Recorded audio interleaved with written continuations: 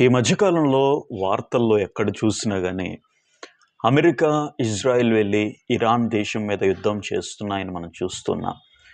Iran ఆర్థిక వ్యవస్థ అతలాకుతలమైందని, Iran చిన్నాభిన్నమైందని, ఆ యొక్క దేశాల మధ్యలో యుద్ధం ఎప్పుడు ఆగుతుందో తెలియనటువంటి పరిస్థితిలో మనము చాలా గందరగోళానికి గురవుతున్నాం.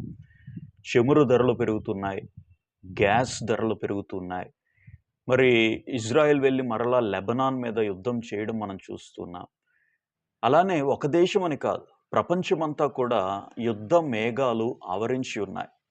కొన్ని దేశాల పక్షాన నిలిచాయి. మరికొన్ని దేశాలు వేరే దేశాల పక్షాన నిలిచాయి. మరి ప్రపంచంలో శాంతి లేదు. ప్రపంచమంతా కూడా అశాంతి రాజ్యం ఏలుతున్నటువంటి సందర్భాలు అనేకము మనం చూస్తూ ఉన్నాం.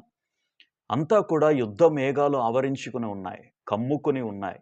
మరి ఇటువంటి పరిస్థితుల్లో ఒక క్రైస్తవునిగా మనకు ఉండవలసినటువంటి విజన్ ఏంటి? మన యొక్క దృష్టి కోణం ఎలా ఉండాలి? ఎలా ఆలోచన చేయాలి?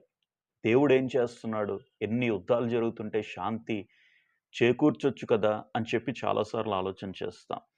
కానీ ప్రభువారు తెలియజేశారు మత్తయి సువార్త 24వ అధ్యాయంలో, మీరు యుద్ధములను గూర్చియు యుద్ధ సమాచారములను గూర్చియు మీరు వినినప్పుడు మీరు కలవరపడొద్దు అని తెలియజేశారు.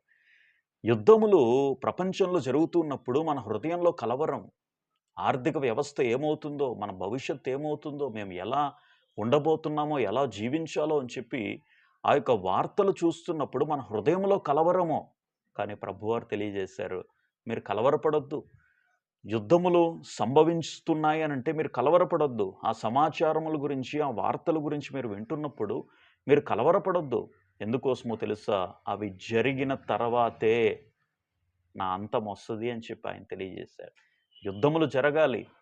యుద్ధ మేఘములు కమ్ముకోవాలి. ఈ యుద్ధ బీభత్సములు ప్రపంచమంతా కూడా రావాలి. ఇవన్నీ కూడా యేసుక్రీస్తు ప్రభువారి యొక్క రెండవ రాకడకి ముంగుర్తు అని చెప్పి మనందరం కూడా గ్రహించాలి. ఒక క్రిస్టియన్ పర్స్పెక్టివ్‌లో ప్రపంచంలో జరుగుతున్నటువంటి యుద్ధములన్నీ కూడా ప్రభువారు అతి త్వరలో రాబోతున్నాడు, నన్ను ఆయనతో పాటు తీసుకోవడానికి అనేటువంటి కోణము ప్రతి ఒక్కరికి కూడా ఉండగలిగితే ఇంకెందుకు టెన్షన్, ఇంకెందుకు కలవరం, ఇంకెందుకు దుఃఖము, ఇంకెందుకు కన్‌ఫ్యూజన్. నీ జీవితంలో శాంతి, సమాధానంతో ప్రభువు కోసం జీవించు. నీ జీవితం అద్భుతంగా ఉంటది. Thank you.